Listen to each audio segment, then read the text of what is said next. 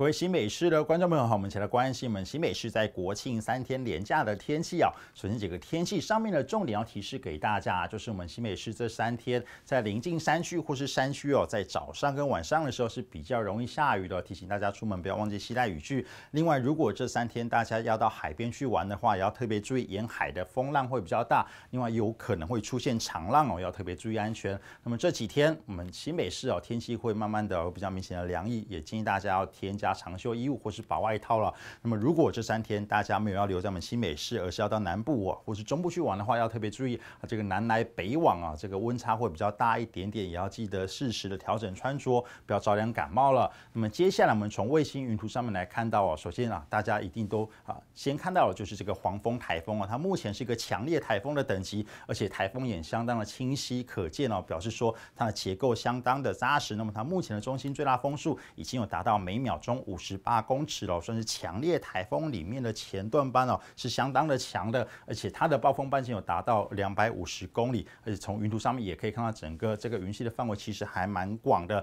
那么目前整个外围环流云系也逐渐影响到我们台湾，尤其为我们台湾带来相当明显的东北风这个风速还蛮强的，所以在我们迎风面的北部、东北部，尤其是我们新北市附近，在这个强风的影响之下，这几天的云量都会比较偏多，尤其在我们刚刚跟大家提过，早上跟晚上的时候湿度会比较高，也比较容易下雨。那么这种雨势的话，都是通常不会太大，但是持续时间就会比较久一点点。大约在上午的时候就会慢慢的缓和下来，但是到傍晚的时候又开始有比较容易有下雨的机会了。那么这个黄蜂台风虽然很强，不过还好不会直接影响到我们台湾。我们从外几天的图上面可以看到，黄蜂台风未来会朝日本的南方海面来移动，所以如果大家在下个礼拜是要前往日本的话，就要特别注意，因为这个黄蜂台风相当有可能从日本的九州附近就登陆这个日本的本土，而且会往东北方贯穿整个日本的这个本州的南方所以要特别注意这个黄蜂台风的最新的发展。那么未来几天在我们这个礼拜天之前，我们新北市持续都是在东北风的影响之下，天气没有太明显的变化，主要都是在早晚是比较容易下雨的。那么主要下雨的地区就是在我们南边像新店、三峡、乌来的山区，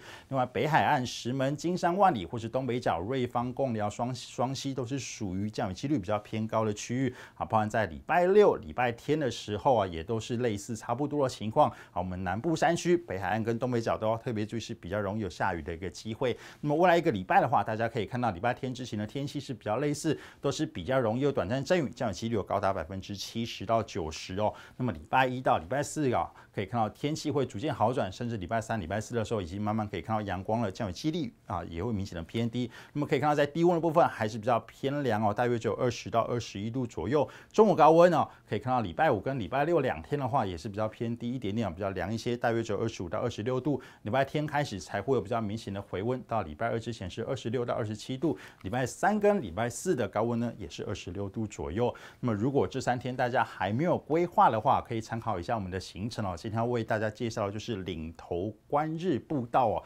这个观日步道的位置呢是在我们新北市的贡寮区到双溪区之间它早期呢是我们这个双溪8景之一名字就叫做岭头观日，而且在这个地方风景非常的漂亮在这个岭头观日的平台上面可以远眺这个北滨海岸的鱼帆片片。那么如果是往近一点看的话呢，可以看到这个层层的山峦所以可以说这个风景呢相当的丰富，也建议大家不要错过了。那么以上就是今天的新北市气象。